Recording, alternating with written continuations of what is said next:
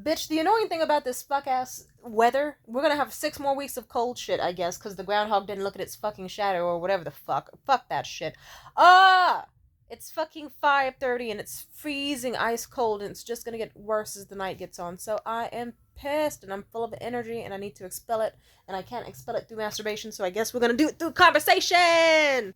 Rose colored glasses coming off is such a strange feeling. Like, there's some exes who I was willing to kill myself over. There's some people I would have killed for. There's some people I would have killed other people for, who I now no longer see as special. Like, I don't talk about this relationship much, but oh my god, trust me, there was a time period where I was always thinking about this man.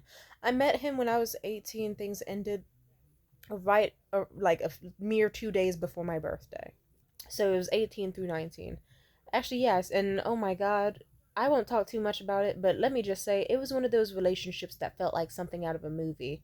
It's like life was like, to me, has been through enough hell. Send in the white boy. And there I remember I was already seeing some other dude. His name was Calvin. He was like 29. And I was 18, mind you. And I liked Calvin a lot more, but Calvin, he was a pussy and a coward, so he was like, "Ooh, I'm gonna be so busy that I don't think I'll be able to see you as much as you want.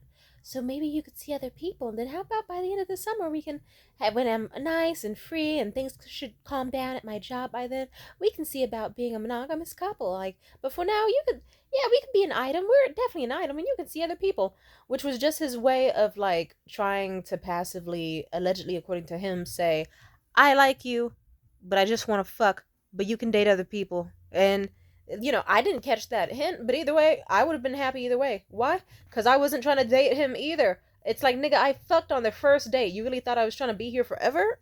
No. Like, no.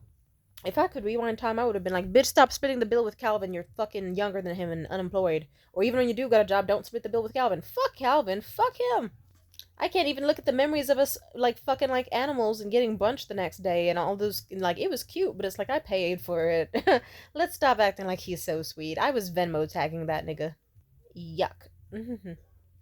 But it's, yeah, the rose colored glasses came off with him, so now I no longer see him as, "Oh my god, we had a nice meeting at a sushi restaurant and did this and did that," and no, I no longer see him as that. I see him as a, ooh. I remember I was so into this man, I posted a photo of him on my spam page as a teenager, and someone I know said, "Bitch, he's tan with big teeth. He's built like a palomino." And if you're like, "What's a palomino?" or is it palomino? Either way, she said, that snapped me out of it. It's like, yeah, this is just some big tan ass nigga with obnoxiously huge teeth. He does look like a horse. He does look like some fucked up little horse. Why am I into him? I could do so much better. But the sex was fun, and I still have a thing for niggas with big teeth. I love big teeth. Oh, I do. I love when men have big teeth. But it's kind of helps. That's also one of those things where it's like, thank God I didn't date that dude because he also had big ass gums. Ugh, nah. Not trying to fuck up my lineage and have kids with an ugly ass. Because imagine if your mom had an amazing immaculate face card, and then she just decided to get with a nigga with big gums and fucked up ears because she has a fetish for that. Yeah, or yeah, yeah. Let's be glad we live in the age of condoms and stuff. Let's be glad every nigga had a strong pull-out game and that we also live in a state that allows abortion. Amen. Also, shout out to Plan Bs. Amen. Anyway, this was just foreshadowing to say, eventually I met this young, strapping man named Patrick. I call him Patrick number one because he's the first Patrick I dated. And he was extremely attractive. Something about me, I do not like men who are way too attractive because they take fucking forever to get over. They are arrogant, cocky, and slutty, and stupid as fuck.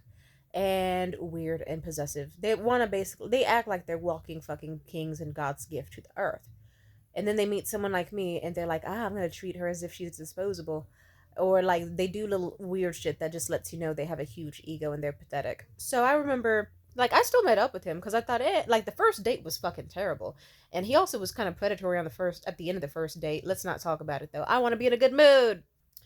If you're wondering why was there a second date, simply put, I was bored and it was a Tuesday, and I was like, you know what? I want to wear my cute little wig and get out the house, because, like, even though I had a job, my mom would hate any moment spent inside of the house where I was there, because she was a fucking cunt.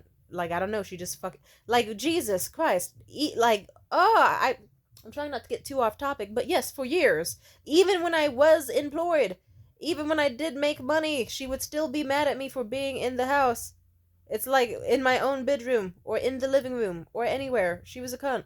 And now she wants to complain to this day and age that's like, oh, Tamia's not around. Yeah, you hated me being around. Like, shut the fuck up. Maybe if you acted like I wasn't a fucking detrimental person to be around in the fucking living room. Come on now. 3 years estranged. Let's go. Anyway, back on topic. So, I was bored as fuck and miserable, and I was like, I want to wear my cute wig and do something, but I don't want to be alone. So, let's meet up with this dude. And I met up with Patrick. And he was fine as fuck and all that, but that didn't matter to me because looks do not matter to me. It was more about character and personality. Was he fun to be around? I remember the way he was so arrogantly like, we were laying out on the grass. He bought us some Cubano sandwiches and they were really delicious. We were looking at the lake and feeling the sun on our skins, and he looked really sexy. I'll give him that. He, even to this day, I'm like, damn, that man was fine as fuck. You should have seen the way this man was running uphill hella fast after a little ice cream guy. You know those ice cream cart pushers? Yeah, I remember I heard the jingle, my head perked up, and he wanted to impress me, so he sprinted hella fast up the hill. I was like, damn, I'm not usually into muscular men, but that's kind of impressive. And he didn't catch the guy in time, sadly, because those why do ice cream truck drivers and those cart pushers always move so goddamn fast? It's so counterintuitive. Bitch, you're missing out on money. Like, the people who like ice cream, we do not walk fast. We are slow as fuck. Give us some time to waddle over. I'm just saying, that's a joke. You can eat ice cream in any, but you don't get it. It's a joke.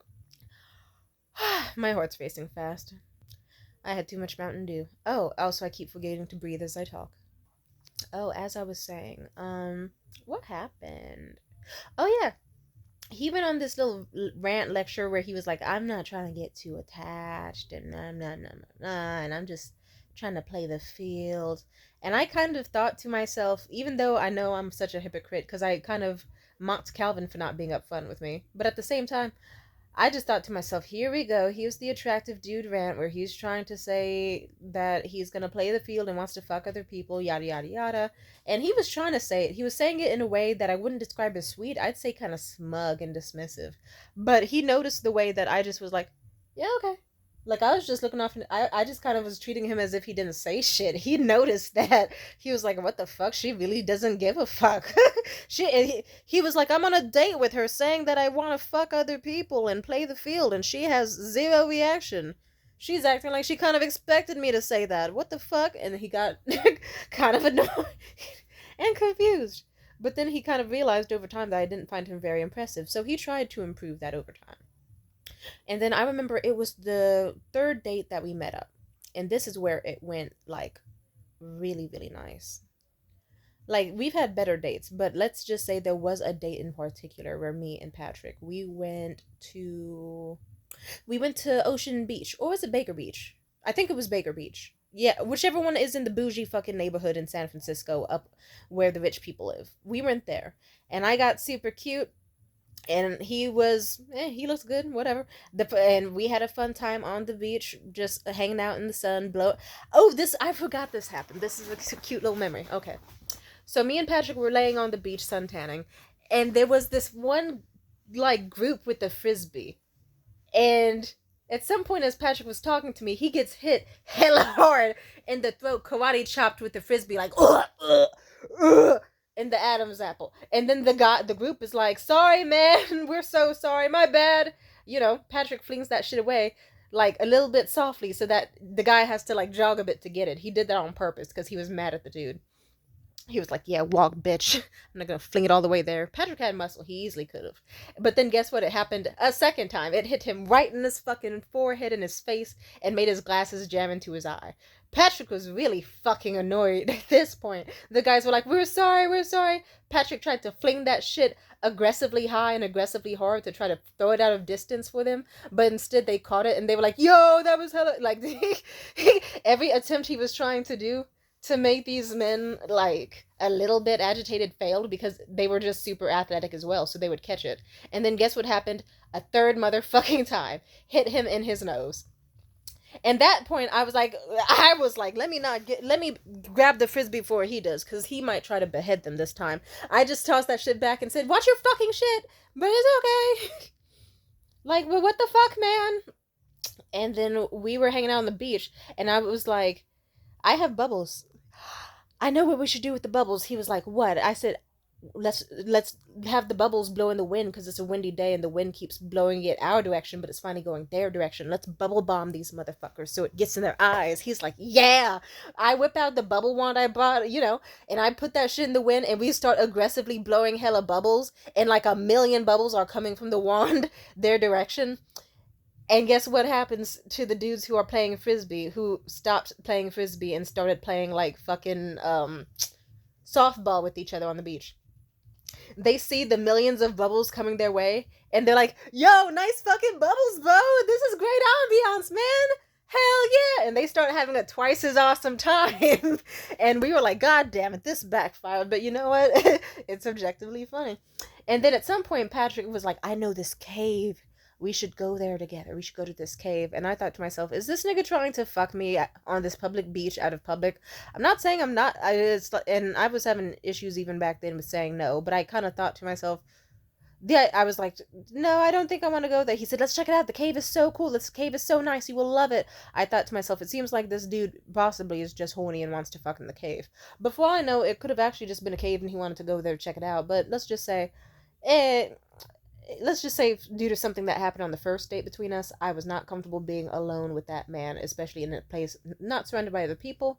And, where we could have been, I don't know, maybe he just wanted to kiss, maybe he just wanted to show it to me. It could have been anything.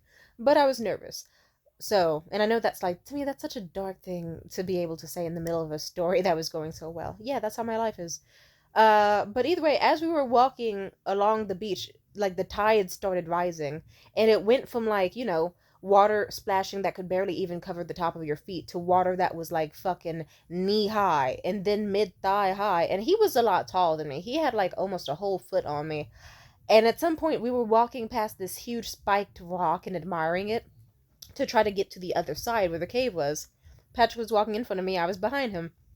And then I noticed the waves went from like to like rolling and then huge fucking waves. And then I kind of am like, Patrick, do these waves seem like they're getting a bit bigger to you? He was like, nah, we good. He keeps walking. I'm trudging behind him, and my skirt, I forgot to mention I'm wearing a skirt on my dress. It's kind of making my legs trail and get tangled together, so I can't move as fast as he does with his long leg, tall ass. And then I look over again, and the waves are getting ridiculously high. Like, ridiculously, to the point where it's like hip level and above.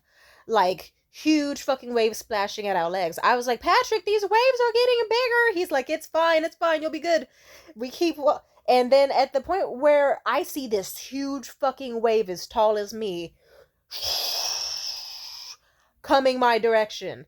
And I'm like, Patrick, Patrick, Patrick, Patrick, turn around. He's like, what? This nigga with his... Why is it always a blind nigga with ADHD fucking me over? I have 3 different stories I can talk about, but I'm gonna stay on this one. This nigga gonna turn around. Like, what? He sees the massive wave my size, and he goes, oh, shit! Run! And he runs with his athletic, extremely muscular, tall ass, and he makes it out completely fine.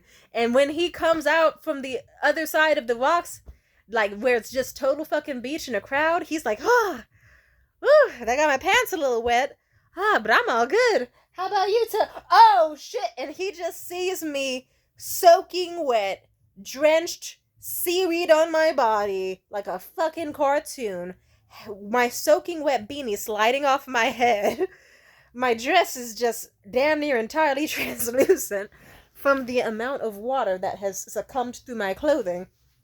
And he just sees me wheezing and laughing my ass off. Because I was a really good sport about it. I shouldn't have been. But I was just like, what the fuck? You left me there. What the hell? But luckily the other men and women around me who saw that, they were like, because mind you, I forgot to mention, on top of the rock, I forgot to mention. So what happened was, also the huge rock that we were trying to walk across to try to get to our destination, I forgot to mention it was like right... It was kind of like it was such a huge rock that it was almost like a cliff. So there were a bunch of people sitting there with, like, their blankets, and they were just watching the water, and they even saw what happened to me. So my perspective was, I got body slammed by a huge, hard-ass fucking wave, And I had my face and arms and body slammed into extremely, extremely sharp, sharp, sharp fucking rocks. It hurt like a bitch. So I not only damn near drowned in that shit, I also got poked everywhere with sharp rocks, drenched, wet, embarrassed, and I heard a crowd of people go, "Ow!" hella loud because they were like, "Holy fucking shit!" People kept coming up to me to be like, "I'm so sorry that happened to you. You're an asshole, man." Blah blah blah. And apologizing that I got fucking bum rushed by the water and viciously assaulted like that. But I was okay, and the next thing you know, we sunbathed a bit more, had some more fun on the beach. I don't fully remember what happened next, but at some point we got back in his car. Damn, I'm wondering how much of this story I want to share next. It was supposed to be a short video. I could talk about the full story between me and Patrick number one as well. I'll tell a little bit more. Let's just say eventually we decided to go back to his place because I said I wanted to dry off. He kind of huffed inside, and I didn't know what that was for, but then later on we ended up going back to his place where he, like, yeah, where he lived with his mom. And his mom had a very strict rule about, like, if you have guests over, hang out with them downstairs, don't bring them upstairs. But I guess she didn't know it was going to be a woman. And let's just say me and him were downstairs and the house seemed empty. Or maybe his mom was up there, but he thought she wouldn't hear us. But either way, let's just say one thing led to another. My my clothes were put in the wash. I was able to shower upstairs. He gave me a translucent white t-shirt that fit a little bit too tight because, hey, he's a man. He was like, eh. And he gave me some boxers and sweats of his, and we got to hang out in his downstairs. One thing led to another. We tried to have sex. It was fucking terrible. We paused. We tried to have sex the second time. That shit was great. We both had an amazing time. He was hella happy. And it didn't end with just sex. We had sex, we cuddled, we talked. He brought out his dad's record player and we listened to like all these different songs and old music of like jazz and funk and classical he had. And with one specific classical song, I said, I recognize this song. It's from the movie Fantasia from Disney. He was like, are you sure? I said, yes, I'm 100. I've never been more confident. And he didn't believe me. He looked it up. He said, it doesn't say anything about Fantasia. It says this long ass name. And I said, look up the name then. He looked it up. He was like, holy shit. It is from the movie Fantasia. How did you recognize this from the movie Fantasia? And that movie came out long before you were born, allegedly. And I just laughed. It's like, that's the power of like watching too much TV and commercials and having photographic memory, baby.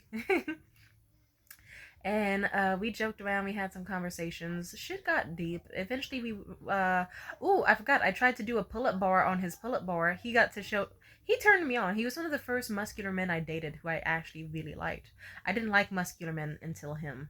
Like, before, I was tripping on fucking Calvin, and Calvin was just a tall, scrawny ass, damn near anorexic, Marvin syndrome built bitch. And then now it's like, and then I saw Patrick, and it's like, you know what? Muscles, a man with abs, and his pecs are kind of comfy. He doesn't feel like laying on a skinny nigga's chest feels like laying on a fucked up like piano. It's not fun. It's cold. It's unbearing. It's in cold and empty. Hallelujah. Let's just say that. But specifically with Patrick, yeah, it was nice with him. He did exercising to flex to me how many pull-ups he could do. That was hot. And push-ups. And then when I tried to do a pull-up, I fucked up and then immediately fucking fainted and slammed my head on his cold cement floor. That was fucked up. He was horrified, and he was even more scared when I got back. Totally fine, because it's like I hit my head a lot. It happens. But I was like, right, I didn't eat all day. We should get some food. So we went out. He treated me to some Venezuelan. I believe, was it Venezuelan or Colombian? I think it was Venezuelan. Because he said Venezuelan horchata is the best. So he got me horchata, and we had some pupusas and stuff. And we got to talking, and let's just say he got really deep with me, and he told me a secret about his family that he allegedly doesn't tell to anybody because it's so fucked up. And I cried because it was so intense, and I guess, he said that was the moment he fell for me and could really picture something with me.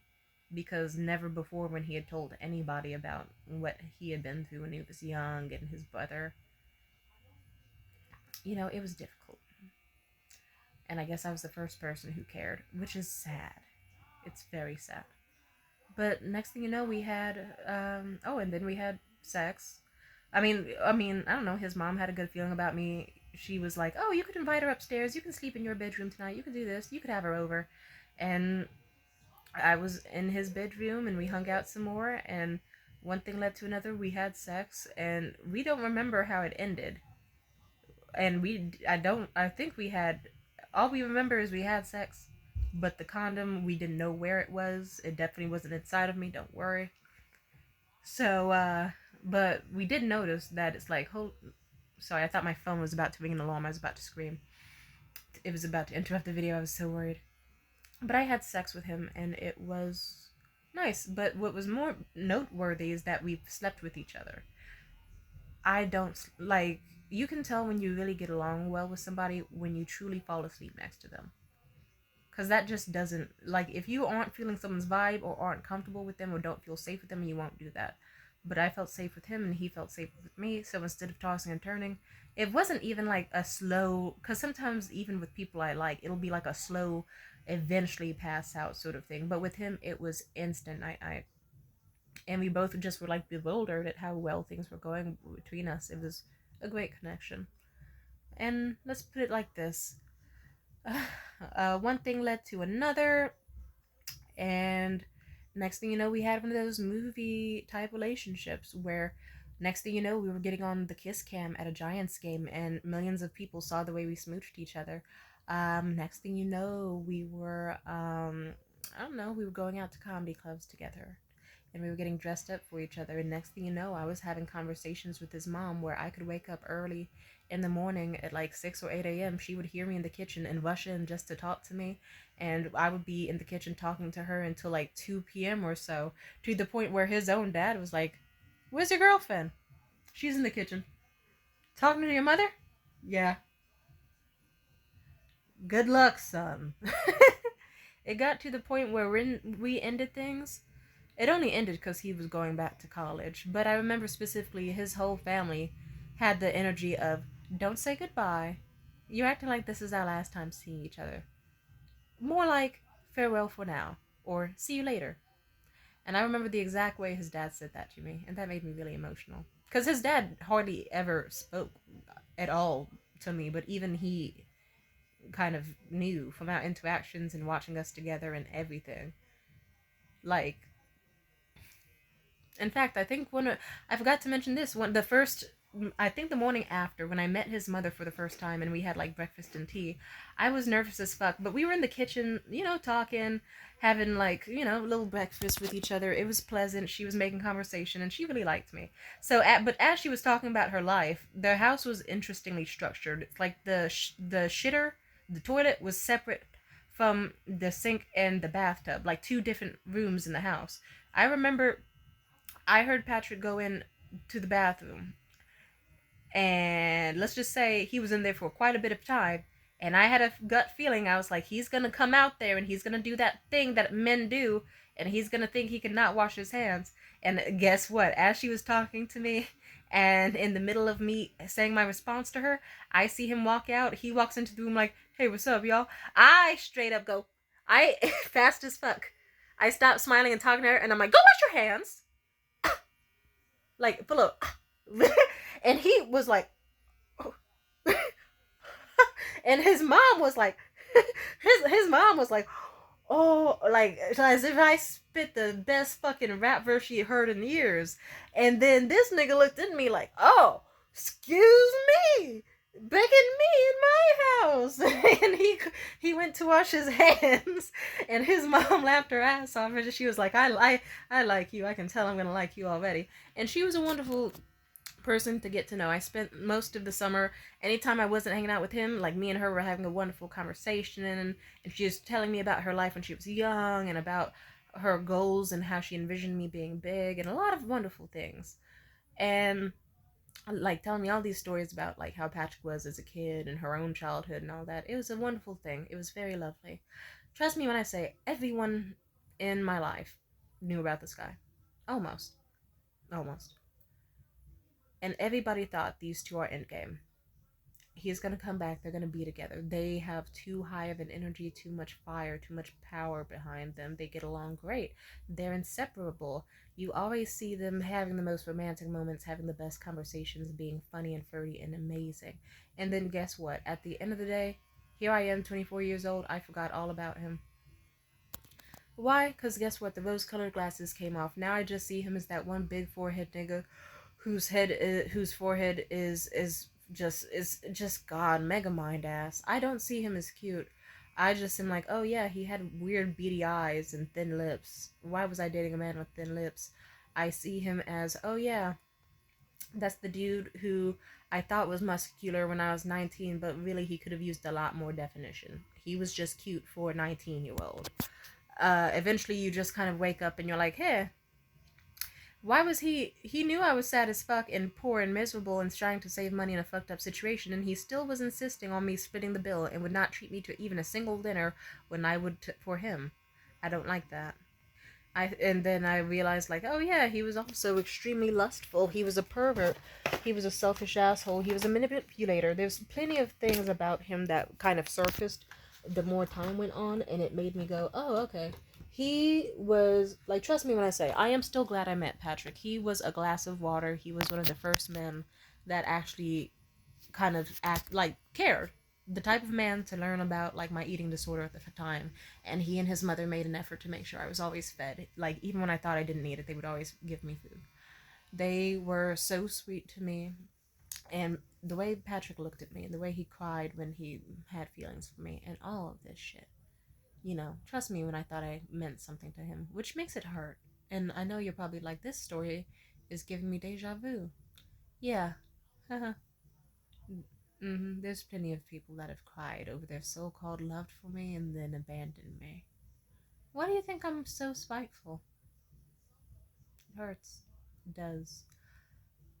But it hurts in a recognizable way. If you're wondering how I dare to even trust love again when I keep getting hurt in really fucked up ways, I'll put it like this.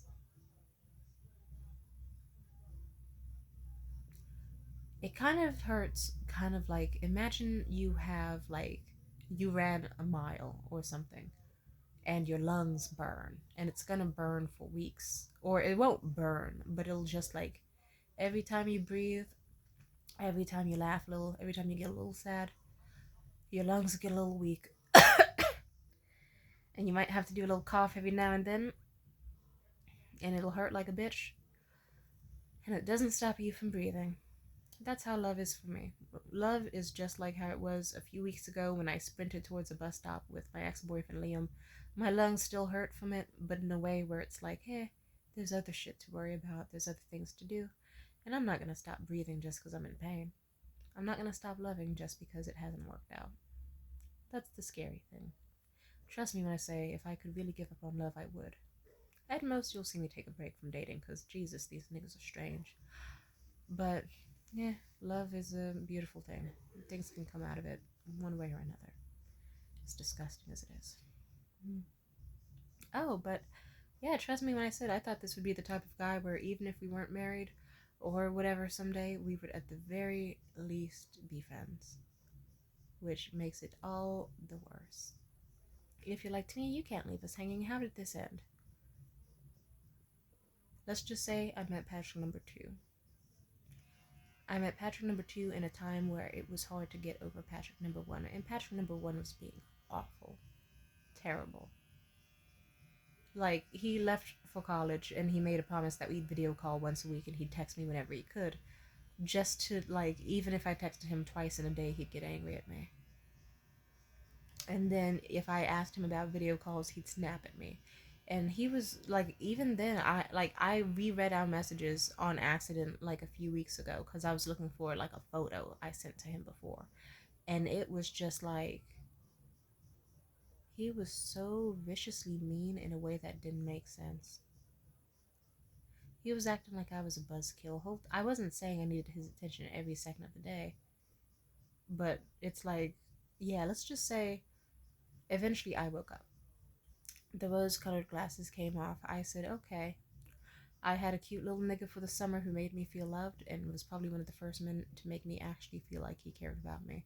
I had a lot of fucked up relationships when I was a teenager, and I have to say, he was the first one who actually really had the energy of, I love you. Even if I'm not saying it, I care for you. I want you fed. I want you happy. I want you safe. And meant it. And meant it. It wasn't just some dismissive month long relationship, it was several months of him being the best man ever. Trust me when I say that. And you wanna know what happened? Yeah, things happen. Men in their early 20s go off to college and they have the option to uh, motorboat random fucking sorority girls, and they take it. That I could handle. Funny enough, that's the thing. I'm fine. It's like I'm fine with you having sex. I'm fine with you doing whatever. I'm not fine with you acting like I'm nothing. And that's what he was doing, and he was being really fucking fool about it. Unnecessarily mean. To the girl that just like weeks before he was saying he saw like a future with and marriage with and blah blah blah and would never ever leave the life of and would always care about and all that shit. Men lie and they're fucking disgusting about it and they wonder why I hate trusting people and I hate them. I thought we could have, but whatever. Guess what? I decided, okay, I had a cute thing for the summer. Let me get a cute thing for the fall. I DM'd a cute boy. His name was Patrick. What a coincidence. I actually didn't know that when I DM'd him. And he was an attractive white twink with a fat ass, pretty blue eyes, nice silky brown caramel like hair, or dark chocolate more like it with streaks of caramel. And I thought he had very cute smile, and I thought he was annoying and pathetic and nerdy, and the opposite of Patrick in a lot of ways, but also just like him in a lot of ways. And he showed me that it's like, oh, hey, you can meet someone who also has what you want. And like, hey, maybe Patrick number one wasn't so special. Because look, you have another guy you can talk about philosophy with. You have another guy where you can get breakfast with and go on walks with and enjoy the sunlight and beaches with and have a nice time with. It doesn't just have to be him. There will always be more people with those traits and qualities. Even if you think they're hard to find, they're actually not. And so I left Patrick, number one. And I remember, like, we trust me, Patrick number one tried to get back into my life a few more times, but he didn't try very hard. He just was a lustful piss baby of a man who was angry that I was moving on. And I remember the last time we met up in person, he tried to have sex with me and he hated it. Or he hated that I couldn't. His ego was bruised. It's like I thought to myself, I'm not trying to fuck. Like, mind you, I did break up with Patrick number two for a bit, and Patrick number one tried to swoop back in. How did that go? I'll put it to you like this. I had the arms of the man I thought I was going to marry someday, or have some sort of future with in my arms.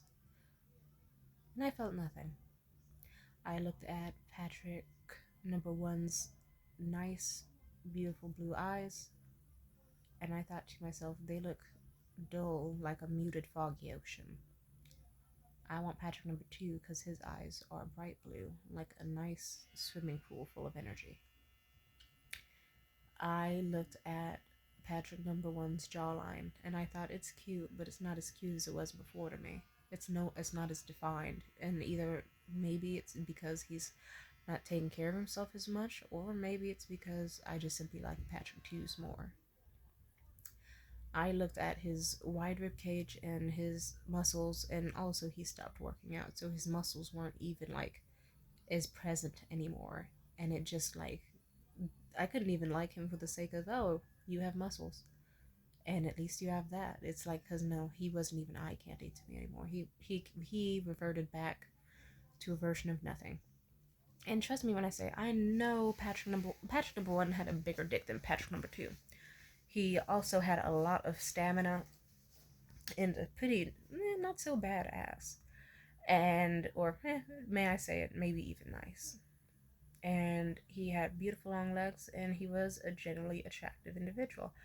But I didn't see that. I just thought this is a big forehead, pink looking nigga with no lips. And this, he also left me at my most vulnerable moments and became a guy that I can't recognize. And there he was trying to fuck me with his fucking 8-inch dick. And or was it 7.5? It doesn't matter. He had a big penis and I could have fucked him raw because I knew he fucked better than Patrick number two. But that didn't matter. Why? Because I didn't want Patrick anymore. I wanted the new Patrick. And even though the new Patrick had like a much smaller penis, like, like probably like 5 inches or less. And even though Patrick number two would probably like fucking orgasm and nut in 2 seconds, even if I blinked, then, and, wasn't able to do a total lot of stuff, I still wanted him. Patrick number one got his ego damaged because he was like, there I was in his bed and he's trying to seduce me, whispering in my ear, trying to rub the tip of his very erect penis against my body. And I was aroused, trust me, I was. But just because I was aroused didn't change the fact that my body was boiling, like, don't you fucking do it. Don't. It was just boiling with a terrible energy of, if you let him do it, don't. And so I didn't. I said, I can't do this, and I went to the bathroom. And Patrick number one was so fucking angry hearing about that. He was irate. Well, no, not hearing about it, experiencing that. And then even as time has gone on and things have happened in a lot of ways, let's just say it's wild that this is a relationship that every single person in my life thought was going to have some sort of amazing, incredible storybook ending. And it doesn't. He's forgotten about. You probably haven't heard this story, and there's more details to it, but you haven't heard much about this man because I have truly forgotten him. It's a blessing when the rose colored glasses come off. You stop seeing someone as the best person in the world and see them for what they are. You stop going, this is the guy I might marry someday and have his kids and raise a family. This is the guy where I see a future with him, and he's the strongest man I've ever met, and he fucks the best, and he's the most thoughtful and sweet. Because then you meet better. Then you'll realize it's like, oh, there's dudes out there who would happily like pay a bill. There's dudes out there who could get movie tickets and not like get the children's prices. There's dudes out there with less arrogance who will stand up for me when I'm being disrespected by a customer service worker. There's men out there that do more than 20 pull-ups. There's men out there that can do 50 and still have the energy to fuck me after. There's men who are 10 times better. And then the fun thing about life is that even when you think I can't get, like, even when you do find a better man and you think I can't find better than this guy's the absolute best, you still find better. Just like how you can go from having a shitty thrifted bag or a shitty Trader Joe's bag that you use every day to suddenly getting a Target bag that's sparkly. But then imagine like you lost the Target bag and you're like, no, but I loved it with the expensive rhinestones and it was gorgeous. And then next thing you know, imagine someone's like, oh, guess what? I got you this like fucking new bag from Steve Madden. Then you're gonna forget about the Target bag because now it's like you have a bag that has actual leather and even more sparkle and even better size. And you're like, I can't get better than this.